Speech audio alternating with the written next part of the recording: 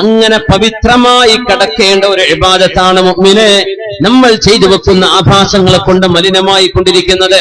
എന്തൊക്കെയാണ് നമ്മൾ ചെയ്യുന്നതെന്ന് ഞാൻ വിവരിക്കുന്നില്ല, നമുക്കറിയാം. എന്നെക്കാൾ കൂടുതൽ അത് നിങ്ങൾക്കറിയാം.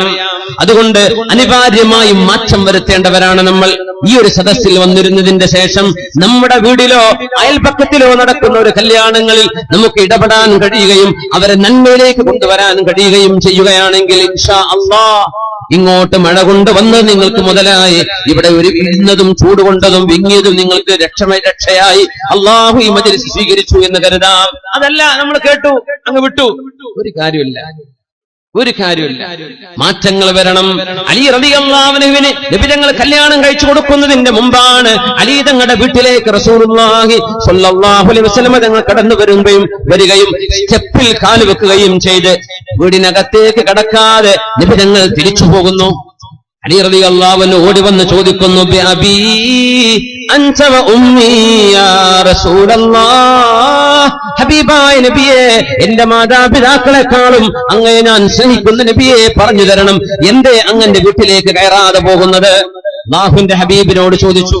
സ്വല്ലല്ലാഹു അലൈഹി വസല്ലം മറുപടി പറഞ്ഞു, അലിയാരെ, നിങ്ങളുടെ വീട്ടിൽ തൂക്കി വെച്ച ആ ഒരു വിരിപ്പിൽ മൃഗത്തിന്റെ രൂപമുണ്ടല്ലോ, ചിത്രമുണ്ടല്ലോ. ലാ തദ്ഖുലുൽ മലായികതു ഫീ ബൈത്തിൻ ഫീഹാ സൂറ ഔ കൽബ്, നായയോ ചിത്രങ്ങളോ ജീവജാലങ്ങളുടെ ചിത്രങ്ങളോ ഉള്ള ഒരു വീട്ടിലേക്ക് മാലാഖമാർ കടന്നു വരികയില്ല എന്ന് മഹാനായ റസൂലുള്ളാഹി സ്വല്ലല്ലാഹു അലൈഹി വസല്ലം. സ്വന്തം പൂത്താപ്പയുടെ മകനാണ്, സ്വന്തം ബന്ധുവാണ്. ആദ്യമായി കുട്ടികളിൽ നിന്ന് വിശ്വസിച്ച അലി റളിയല്ലാഹു അൻഹു ഹബീബിന് വേണ്ടി ജീവൻ കൊടുക്കാൻ വിരിപ്പിൽ കടന്നു കൊടുത്ത, മക്കയിൽ ഹബീബിന്റെ വീട് വളഞ്ഞപ്പോൾ അവിടെ കടന്നു കൊടുത്ത അലി ഇബ്നു അബീ ത്വാലിബ് റളിയല്ലാഹു അൻഹു ഇഷ്ടപ്പെട്ട ആളാണ്. പക്ഷേ അള്ളാഹുവിന് ഇഷ്ടമില്ലാത്തത് വല്ലതും ഒരു വീട്ടിൽ നടക്കുകയാണെങ്കിൽ, ഒരു വിവാഹത്തിൽ നടക്കുകയാണെങ്കിൽ, അതവിടെ ചെന്ന് നമുക്ക് തിരുത്താൻ കഴിയുമെങ്കിൽ പോകാം, തിരുത്താൻ കഴിയില്ലെങ്കിൽ നിങ്ങൾ അവിടെ കടക്കല്ലേ എന്ന് പഠിപ്പിക്കുകയാണ് മഹാനായ റസൂലുള്ളാഹി സ്വല്ലല്ലാഹു അലൈഹി വസല്ലം. സ്വന്തം കസിന്റെ വീട്ടിലേക്ക് കയറാതെ ഇറങ്ങി വരുമ്പോൾ ഫീഹാ സൂറ, എത്രയോ ഫോട്ടോ നിരത്തി വെച്ചുകൊണ്ടല്ലേ നമ്മൾ വിവാഹങ്ങളൊക്കെ നടത്തുന്നത്. ഫോട്ടോകൾ നിരത്തി വെക്കുകയാണ്. നമ്മൾ പറയാറുണ്ട്, വാദ പറയുന്ന ഉസ്താദുമാരുടേതാണെങ്കിൽ പോലും ഫോട്ടോ വെക്കാൻ പാടുള്ളതല്ല, പരസ്യ പലകകളിൽ ഫോട്ടോ പതിക്കരുത്. വാദ പറയുന്ന ഉസ്താദുമാർക്ക് ഒരു പക്ഷേ അത് നിങ്ങളോട് ചെയ്യിക്കാതിരിക്കാൻ കഴിയില്ല, പറയാനല്ലേ പറ്റുള്ളൂ. ചെയ്യരുത് എന്ന് പറയും, ചെയ്യാൻ പാടുള്ളതല്ല. എന്തുകൊണ്ട്? അത് അല്ലാഹുവിന് ഇഷ്ടമല്ല,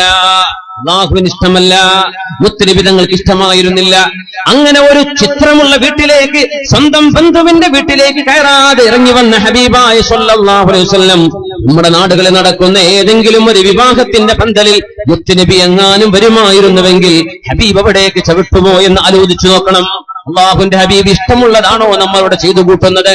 ഗാനമേളകൾ ഹബീബായ നബി തങ്ങൾ പറയാറുണ്ട്, വിവാഹത്തിന്റെ ദിവസം നിങ്ങൾ ഹലാൽ കൊണ്ട് നിങ്ങൾക്ക് ആസ്വദിക്കാം, അവിടെ സന്തോഷം വേണം, ദഫ് മുട്ടണം നബി തങ്ങൾ പറഞ്ഞു. ആയിഷ റളിയല്ലാഹു അൻഹയുടെ കല്യാണം കഴിഞ്ഞപ്പോ ദഫ് മുട്ടുന്ന പെൺകുട്ടികളെ കൊണ്ടുവന്നിട്ടുണ്ട്. ചെറിയ മക്കൾ, അവിടെ ചെറിയ കൊച്ചു പെൺകുട്ടികൾ വന്ന് നല്ല പാട്ടുകൾ പാടിയിട്ടുണ്ട്. ദഫ് മുട്ടാനാ ഉലമാ അനുവാദം തന്നിട്ടുള്ളത്, മറ്റു മ്യൂസിക് ഉപകരണങ്ങൾ പാടുള്ളതല്ല. പ്രായപൂർത്തിയെത്തിയ പെണ്ണുങ്ങളെ വെച്ച് പാട്ട് പാടിക്കാൻ പാടുള്ളതല്ല. ആണുങ്ങളും പെണ്ണുങ്ങളും കൂടിക്കലരുന്ന അവസ്ഥകൾ ഉണ്ടാകാനും പാടുള്ളതല്ല. ഇങ്ങനെയെല്ലാം നിയന്ത്രിക്കുമ്പോഴാണ് വിവാഹം എന്ന നിക്കാഹ് എന്ന വലിയൊരു അമലിന് അല്ലാഹു വലിയ പ്രതിഫലം നൽകാൻ പോകുന്നത്. ലഅൻ തുസാഹിമ ഖിൻസീറൻ മുതലത്തിഖൻ ബിഹമഅത്തിൻ ഖൈറുൻ ലക അൻ തുസാഹിമ മൻകിബ ഇംറഅത്തിൻ ലാ തഹില്ലു ലക.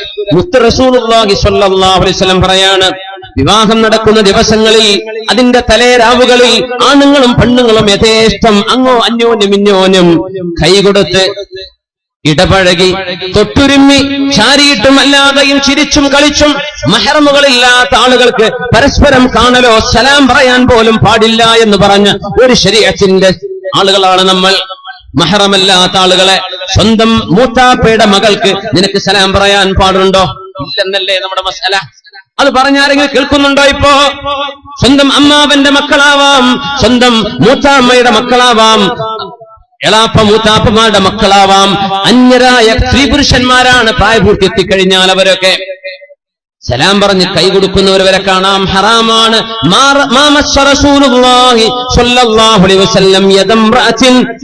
നബിതങ്ങൾ ഒരു പെണ്ണിന്റെയും അന്യ പെണ്ണിന്റെ കൈ നബിതങ്ങൾ തൊട്ടിട്ടില്ലെന്ന് മഹാദി ആയിഷത്ത് സിദ്ദീഖ റളിയല്ലാഹു തആല അൻഹ. പിന്നെ എങ്ങനെയാ ഫോട്ടോഗ്രാഫറെ നമ്മൾ ഉള്ളിലേക്ക് വിടുന്നത്? ഫോട്ടോഗ്രാഫർ അന്യയാളാണ്. ഒരു കല്യാണത്തിന്റെ മെമ്മറി സൂക്ഷിക്കാൻ വേണ്ടി വലിയൊരു പാചകം ചെയ്യണോ? കല്യാണത്തിന്റെ മെമ്മറിയേക്കാൾ നിസ്സാരമാണോ അള്ളാഹുവിന്റെ നിയമം കാറ്റിൽ പറത്തുന്നത്? അത് മുസ്ലിമോ മുസ്ലിമോ ആവാം.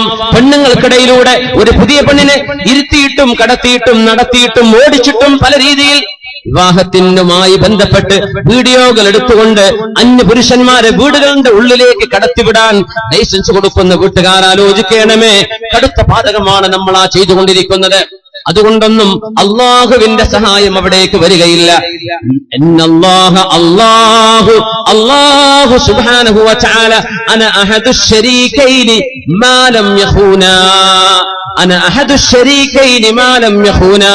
രണ്ടാളുകൾ ജീവിതത്തിലേക്ക് പ്രവേശിക്കുമ്പോൾ, രണ്ടാളുകൾ കൂട്ടുകച്ചവടം ചെയ്യുമ്പോൾ, രണ്ടാളുകൾ പാർട്ട്ണർമാരായി ജീവിക്കുമ്പോൾ ഞാൻ അവരോടൊപ്പം മൂന്നാമനായി അവരുടെ കൂടെയുണ്ട്. മാലം യഖൂന, അതിലേതെങ്കിലും ഒരാൾ അള്ളാഹുവിന്റെ നിയമം കാറ്റിൽ പറത്താത്ത കാലത്തോളം, ഏതെങ്കിലും ഒരാൾ അള്ളാഹുവിന്റെ നിയമം ലംഘിക്കുകയാണെങ്കിൽ അള്ളാഹുവിന്റെ സഹായം അവിടെ നിന്ന് എടുത്തുകൊണ്ടുപോകുമെന്ന് മഹാനായ റസൂലുള്ളാഹി സ്വല്ലല്ലാഹു അലൈഹി വസല്ലം. അതുകൊണ്ട് മുഅ്മിനീങ്ങളെ വളരെ ഗുരുതരമാണ്. ഹബീബായ തങ്ങൾ പറഞ്ഞു, ഇയ്യാകും വദ്ദുഖൂല അലൻ നിസാ. നിങ്ങൾ പെണ്ണുങ്ങളുടെ അരികത്തേക്ക് കടന്നു ചെല്ലല്ലേ, പെണ്ണുങ്ങളുടെ ഇടയിലേക്ക് ഇറങ്ങി ചെല്ലരുത്. അവർ ചോദിച്ചു, നബിയേ അറഅയ്തൽ ഹംവ, കല്യാണം നടക്കുമ്പോ സ്വന്തം ജേഷ്ഠന്റെ ഭാര്യയുടെ അരികത്തേക്ക് പ്രായപൂർത്തിയെത്തിയ അനുജന് പോകുന്നതിന് കുഴപ്പമുണ്ടോ നബിയേ? പുതിയാപ്പിളുടെ അനുജനല്ലേ, പുതിയാപ്പിളുടെ ജ്യേഷ്ഠനല്ലേ? വിഭാഗങ്ങൾ കൊടുത്ത മറുപടി എന്താണ്? സ്വന്തം ഭർത്താവിന്റെ അനുജനോടുള്ള സമീപനം ഇങ്ങനെയാണെങ്കിൽ അന്യരോടുള്ള സമീപനം എങ്ങനെയെന്ന് നമ്മൾ മനസ്സിലാക്കാൻ വേണ്ടി ദീപിന്റെ മറുപടി നമ്മുടെ മുതഅല്ലിമീങ്ങളൊക്കെ പഠിക്കുന്ന ഹദീസാണത്. അൽ ഹംവു അൽ മൗത്ത്, അൽ ഹംവു അൽ മൗത്ത്, മരണം പോലെ ഗുരുതരമായി കാണണം നിങ്ങൾ ഭർത്താവിന്റെ സഹോദരന്മാരെ കാണേണ്ടത്. മരണമാണ്, നാശമാണ് എന്ന് പറഞ്ഞിട്ടുണ്ട് മഹാനായ റസൂലുള്ളാഹി സ്വല്ലല്ലാഹു അലൈഹി വസല്ലം. അവർക്ക് പോലും അങ്ങനെ ഇടപഴകാൻ പാടില്ല എന്ന് പറയുകയാണെങ്കിൽ എത്രത്തോളം നിയന്ത്രണങ്ങൾ നമ്മുടെ വിവാഹ സദ്യകളിൽ വേണം, വിവാഹ സദസ്സുകളിൽ വേണ്ടതാണ്. ഹറാമുകൾ ഒഴിവാക്കി അള്ളാഹുവിന്റെ പുണ്യത്തിലായി ജീവിക്കേണ്ടവരല്ലയോ നമ്മൾ? അലി റളിയല്ലാഹു തആല അൻഹു ആ വിവാഹ ജീവിതം ആരംഭിച്ചിട്ട് ഹബീബായ റസൂലുള്ളാഹി സ്വല്ലല്ലാഹു അലൈഹി വസല്ലം സുബ്ഹി നിസ്കാരം കഴിഞ്ഞാൽ, സുബ്ഹി നിസ്കാരത്തിന് പോകുന്ന പോക്കിൽ തന്നെ അലിയാടെ വാതിൽക്കൽ വന്ന് മുട്ടിക്കൊണ്ട് പറയും, യാ അലിയു, അലിയേ, യാ ഫാത്തിമ, ഫാത്തിമ ഖൂമാ ഫസല്ലിയാ വലൗ റകഅതൈനി ഖബ്ലൽ ഫജ്ർ. ഫാത്തിമ, അലിയെ, സുബ്ഹിക്ക് മുമ്പ് 2 റകഅത്തെങ്കിലും നിങ്ങൾ നിസ്കരിച്ചേക്കണമേ എന്ന് സ്വന്തം മരുമകനോട്, സ്വന്തം മോളോട് പറയാറുണ്ട് റസൂലുള്ളാഹി സ്വല്ലല്ലാഹു അലൈഹി വസല്ലം. കല്യാണം കഴിഞ്ഞാൽ തീർന്നു, അങ്ങനെ പറയാം. കല്യാണം കഴിഞ്ഞാൽ അവരായി, അവരുടെ പാടായി. ഞാൻ കൊടുത്തു, കൊടുക്കാനുള്ളത് കൊടുത്തു, ഇഷ്ടംപോലെ സ്വത്ത് കൊടുത്തു, കാറ് കൊടുത്തു, അത് കൊടുത്തു, ഇത് കൊടുത്തു, ഇനി എനിക്ക് ബാധ്യതയില്ലെന്ന് പറയുന്ന പെണ്ണിന്റെ വാപ്പമാർ ആലോചിക്കണം. അഷ്റഫുൽ ഖൽഖ് സ്വല്ലല്ലാഹു അലൈഹി വസല്ലം തങ്ങൾ പ്രശ്നങ്ങളിൽ ഇടപെട്ടിട്ടുണ്ട്. കലാപങ്ങൾ ഉണ്ടാവരുത്, പരസ്പരം പഴിചാരുന്ന അവസ്ഥകൾ ഉണ്ടാകരുത്. ഫാത്തിമ ബീവിയോട് എന്തോ ഒരു ചെറിയ കശപിശകുണ്ടായി. അലി റളിയല്ലാഹു തആല അൻഹു വീട്ടിൽ നിന്ന് ഇറങ്ങിപ്പോയപ്പോ ഹബീബായ ഞങ്ങൾ വന്ന് ചോദിച്ചു, മോളെ അലി എവിടെ, ഭർത്താവ് എവിടെ? നബിയെ, എന്നോട് പിണങ്ങിയിരിക്കുകയാണെന്ന്. എവിടെ അലി? അറിയില്ല നബിയെ, പള്ളിയിൽ കാണും നബിയെ, പള്ളിയിൽ കാണും. അതൊരു അത്ഭുത. എവിടെ കാണും? ക്ലബിൽ കാണും നമ്മൾ പറയാം അല്ലെ, ക്ലബിൽ ഉണ്ടാവുന്നു. ഫാത്തിമ ബീവിക്ക് ഉറപ്പാണ്, തന്നോട് പിണങ്ങിയാലും അള്ളാഹുവിനെ വിട്ട് കളിക്കുന്ന ആളല്ല എന്റെ ഭർത്താവെന്ന്. പിണങ്ങിപ്പോയ ഭർത്താവ് എവിടെയാണെന്ന് ചോദിക്കുമ്പോ പള്ളിയിൽ ഉണ്ടാകും നബിയെ. നബി തങ്ങൾ പള്ളിയിലേക്ക് പോകുന്ന ആരാണിത്? അമ്മോശനാണിത്. പ്രശ്നങ്ങൾ വരുമ്പോ തീർക്കേണ്ടവരാണ് അമ്മോശന്മാർ. കയ്യും കെട്ടി നിൽക്കരുത്. നബി തങ്ങൾ ചെല്ലുമ്പോ പായയില്ലാത്ത മണ്ണ് വിരിച്ച ഒരു പള്ളിക്കുള്ളിൽ മണ്ണായിരുന്നു അന്ന്. ആ ഒരു പള്ളിയിൽ, മസ്ജിദ് നബവിയിലല്ല, വേറെ അടുത്തുള്ള ഒരു പള്ളിയിൽ ഹബീബായ തങ്ങൾ അലിയാരെ തങ്ങി നോക്കുമ്പോൾ സ്വന്തം ഭാര്യയോട് എന്തോ ഒരു ചെറിയ സൗന്ദര്യപ്പിണക്കമുണ്ടായി. മണ്ണിൽ ഇങ്ങനെ മലർന്നു കിടന്ന് ഉറങ്ങുന്നു അലി റളിയല്ലാഹു അൻഹു. അല്ലാഹുവിന്റെ പള്ളിയിൽ നബി തങ്ങൾ ചെന്ന് ചോദിച്ചു, അലിയേ എന്ന് വിളിക്കേണ്ടതിന്റെ പകരം യാ അബാ തുറാബ്, യാ അബാ തുറാബ്, മണ്ണിൽ കിടക്കുന്ന എന്റെ പുതിയാപ്പിളെ. യാ റസൂലല്ലാഹ്, നബിയേ, അലിയേ, അലിയേ ഒന്നടുത്തു വരണം. ആ ചുമലിൽ തലോടിക്കൊണ്ട് മുത്തുനബി തങ്ങൾ പറഞ്ഞു, അലിയേ, ഫാത്തിമയോട് വെറുപ്പ് തോന്നല്ലേ, അവളോട് പുറത്തു കൊടുക്കണേ, വീട്ടിലേക്ക് പോകണം അലിയേ, വെറുപ്പുണ്ടാവരുത്, പിണങ്ങരുത് അലിയേ എന്ന് തോളിൽ തട്ടി സ്നേഹത്തോടുകൂടെ പറഞ്ഞു കൊടുത്ത പെണ്ണിന്റെ ഉപ്പയാണ് മഹാനായ റസൂലുള്ളാഹി സ്വല്ലല്ലാഹു അലൈഹി വസല്ലം. അമ്മായിമ്മയുടെ കുറവുകൾ, ഭർത്താവിന്റെ വീട്ടിലെ കുഴപ്പങ്ങൾ, പെണ്ണേ നീ നിന്റെ വീട്ടിൽ പോയി പറയണ്ട, നിന്റെ വീട്ടിലെ കുഴപ്പം ഇവിടെയും പറയണ്ട. ഉമ്മമാര് പറഞ്ഞു കൊടുക്കണം, ഉപ്പമാര് പറഞ്ഞു കൊടുക്കണം. മക്കളെ, വിവാഹം ചെയ്തു പോകുന്നത് അള്ളാഹു കൂട്ടിയോജിപ്പിക്കുന്ന ബന്ധമാണത്, മനുഷ്യർ ചെയ്യുന്ന ഇടപാടല്ല. അവിടെ അള്ളാഹുവിന്റെ ദൃഷ്ടാന്തമുണ്ട്. വമിൻ ആയാതിഹി, അള്ളാഹുവിന്റെ ദൃഷ്ടാന്തമല്ലയോ, അൻ ജഅല ലക്കും മിൻ അൻഫുസികും അസ്വാജൻ ലിതസ്കുനൂ ഇലൈഹാ വജഅല ബൈനകും മവദ്ദതൻ വറഹ്മ. നിങ്ങളുടെ മനസ്സുകൾക്കിടയിൽ സ്നേഹത്തിൽ ഊട്ടിയുറപ്പിച്ച ബന്ധം, വിവാഹ ബന്ധങ്ങൾ ഉണ്ടാക്കി തരുന്നത് അള്ളാഹു ചെയ്യുന്ന പണിയാണ് മോളെ. അതുകൊണ്ട് നിന്റെ ഭർത്താവിന് കച്ചവടമുണ്ടെങ്കിലും ഇല്ലെങ്കിലും, ലാഭമാണെങ്കിലും നഷ്ടമാണെങ്കിലും, അവിടെ സുഖമാണെങ്കിലും അവിടെ നിങ്ങൾക്ക് പ്രയാസങ്ങളുണ്ടെങ്കിലും ക്ഷമയോടുകൂടെ കഴിഞ്ഞുകൂടണം മോളെ. ഭർത്താവിനെ വിഷമിപ്പിക്കല്ലേ, വീട്ടുകാരോട് നല്ല നിരക്ക് പെരുമാറണം മോളെ. അവിടുത്തെ കുറ്റം ഇവിടെ പറയല്ലേ, ഇവിടത്തേത് അവിടെയും പറയല്ലേ. ഇതാണ് ഉമ്മമാര് പറഞ്ഞു കൊടുക്കേണ്ടത്, ഇതാണ് ഉപ്പമാര് പറഞ്ഞു കൊടുക്കേണ്ടത്.